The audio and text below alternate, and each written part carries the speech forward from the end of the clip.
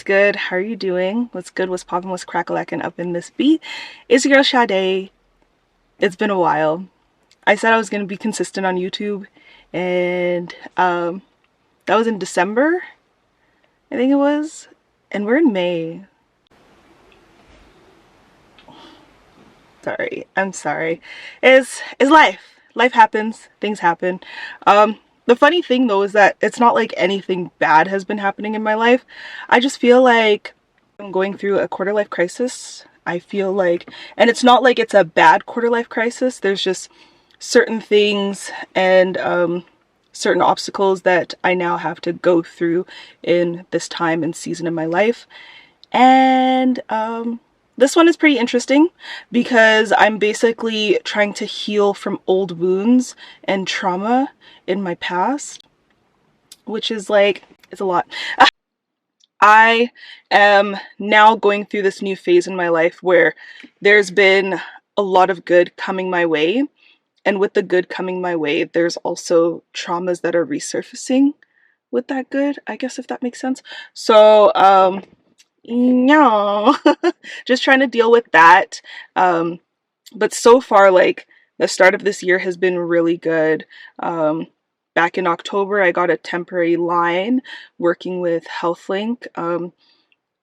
If you guys are in Alberta, you know that, like, there's like the HealthLink line, and that's where like you call in for triage calls, etc., stuff like that. Normally LPNs don't work in HealthLink, but they created a position specifically for COVID where LPNs are now able to, which was awesome. After getting that, because the temporary line, it gets like, it doesn't last obviously, so I still have to find another position. And luckily I was able to get a new position working in the eating disorder program and adolescent mental health, and that's a permanent position. Yes, I'm so happy. A 0.78, so yeah, 0.78, not a 0.1.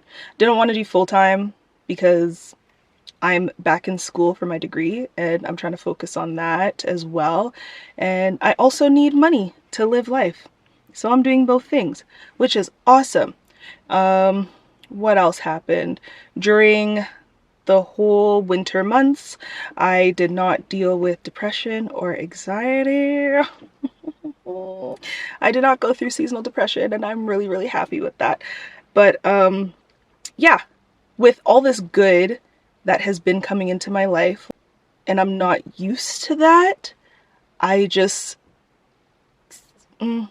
I tend to sit there and say what else is next instead of like stewing in the moment of like getting something that I've wanted, if that makes sense. So it's like things that I'm praying for, and in the process of these things that I'm praying for, I got them.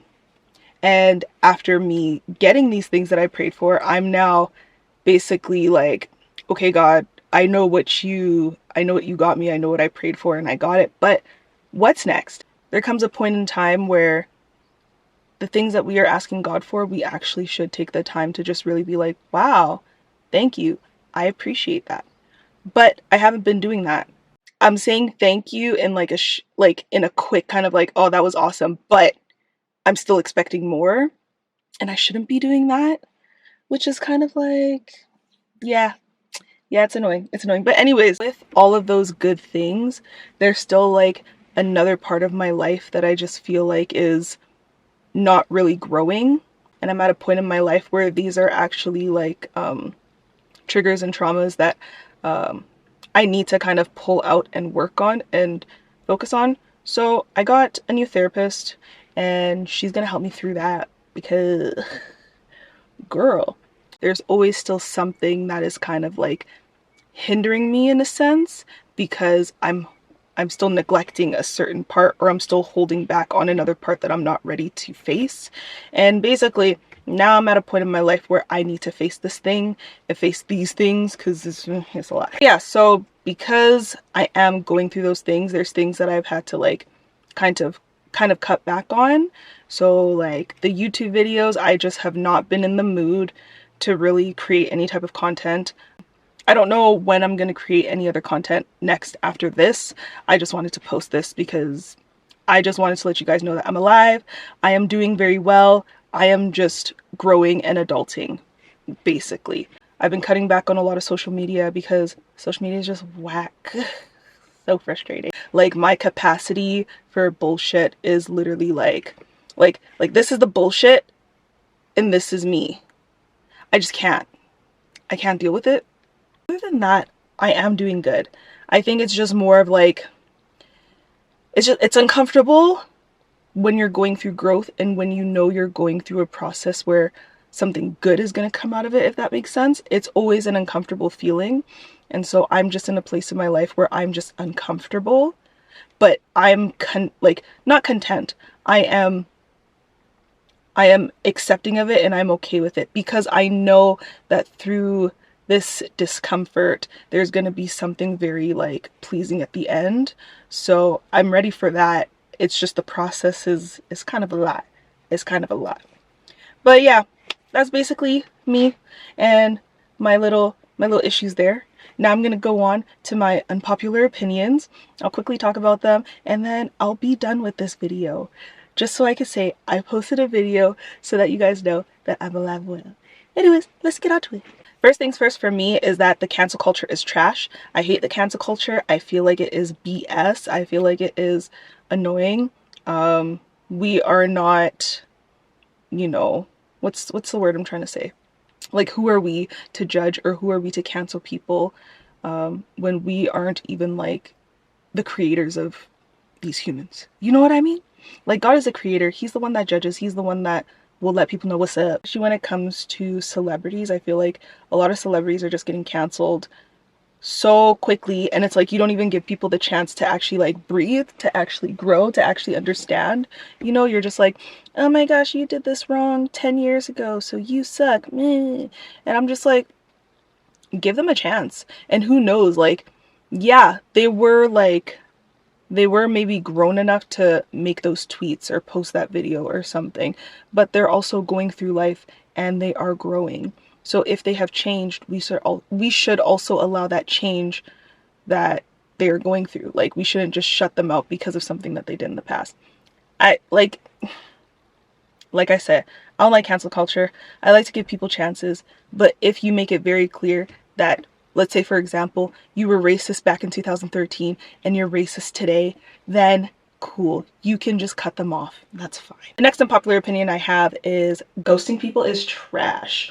I think ghosting people is pathetic. I think ghosting people is another excuse just to avoid your emotions, to avoid what you're really going through, and to avoid you in general. Ghosting people is stupid. Now, don't get me wrong. I've ghosted. I've definitely ghosted in my life. I know I have. But in the process of me ghosting people, I will block and remove them off of everything, so I don't have to see them again. And when I did ghost, it, you know, that was, you know, a time before, you know, a time when Sade just didn't understand life and was emotionally unavailable and just did not care. Like, you think the vibe is good and then they just ghost, you're like, at least just let me know. Be like, hey, I don't fuck with you like that, so it's cool, move on. I'd be like, I got you, it's all good, I'm good, you're good, I will go on my merry way, I don't mind. Chances are, like, most of the time it might not even be your fault. It might just be that they're dickheads and that's it. But that's the thing, you'll never know because they just ghost. So it's just better to just tell someone like, hey, you know, I'm not feeling you like that, and then move on. That shit doesn't make sense to me. I find that to be the, let me not. Anyways, popular opinion is I don't respect Kim Kardashian. I feel like that whole situation with the Marilyn Monroe dress, I found that to be appalling. I found that to be disgusting. I found that to be not okay.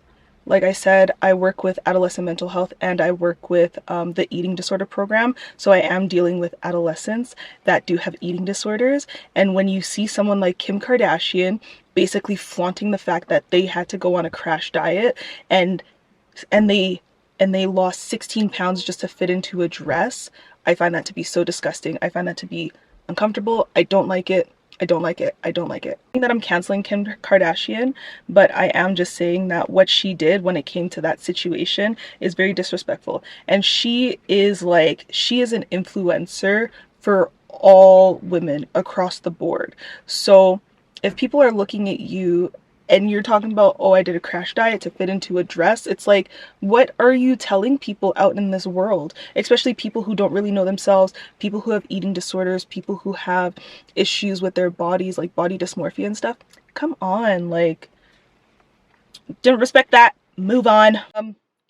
Another unpopular opinion, emotionally unavailable human beings are stupid. And I know that it's obviously because there's something in their life that made them that person, but at the same time, I feel like people just have a lot of excuses just to basically say that they are a shit person and that their personality freaking sucks.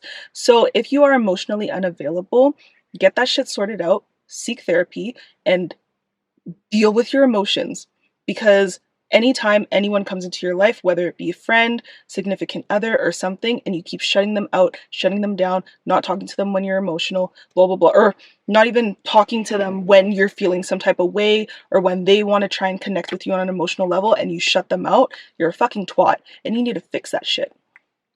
Not healing from your trauma is ghetto.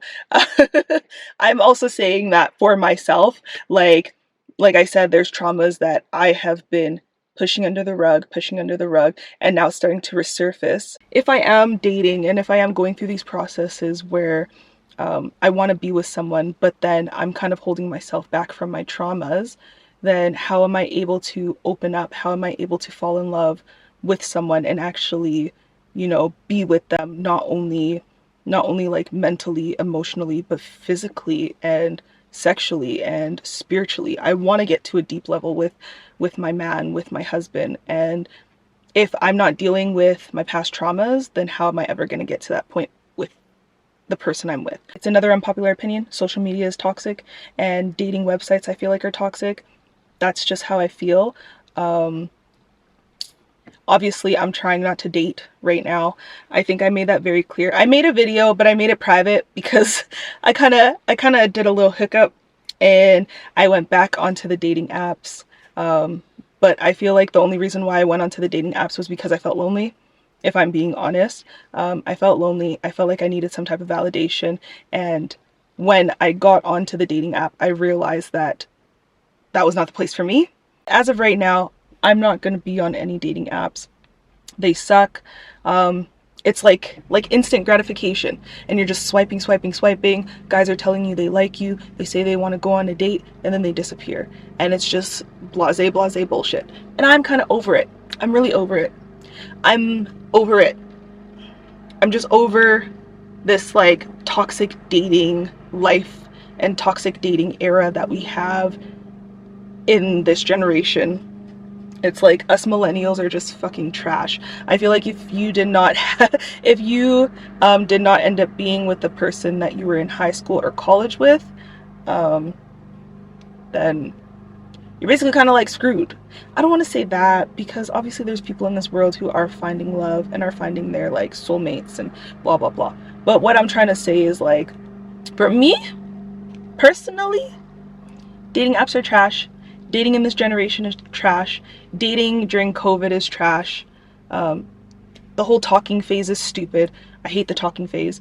I'm just like, I don't get the talking phase. For me personally, I want to meet the guys that I'm talking to in person. If I text you for like 2 days, chances are I want to see you that third or fourth day.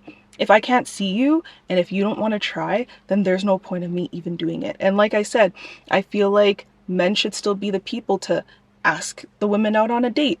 So if I'm talking to you and after the second day you still haven't asked me on a date or even picked a time, place, and everything, then why are you wasting my time? The whole talking phase is the dumbest thing ever. And I'm telling you, people go through talking phases basically making it seem as if they're dating. In my head, I cannot correlate talking and texting and FaceTiming with actually dating someone. I find that to be bullshit. I am not the same person I am when it comes to texting. I'm not the same person I am when it comes to FaceTiming. I'm not the same person I am when it comes to calling. When I actually talk to you in person, when I see how you are and I can like actually vibe with your energy, then I can get an understanding of the type of person you are. But if I'm texting, calling, or FaceTiming you, you're already a person that I've known. Like, you are a friend, you are a good homie or something, and I know the type of person that you are. So when I call you or talk to you or anything like that, I know you. But if I don't know you like that, and I'm talking to you via text or whatever, I still don't know who you are, and I'm still not going to give you, like, I'm not going to talk to you about my whole entire life. And that's just that. I need to actually know who you are and actually like really sit down, see you in person, see how you are, see how you move and stuff like that. But if we're just behind screens, get the fuck out of here. I don't give two shits about you until I actually see you in person. And that's it. Wow, I'm really heated when it comes to this dating era. It's just so trash. It is so trash. Another unpopular opinion is basically treating virgins, people who are celibate, people who are abstinent, treating them like they're aliens or treating them like they are not better than. Also treating us like we're these like little saints. First off, it's like being a virgin, being abstinent, being celibate, it's just like we're still all humans.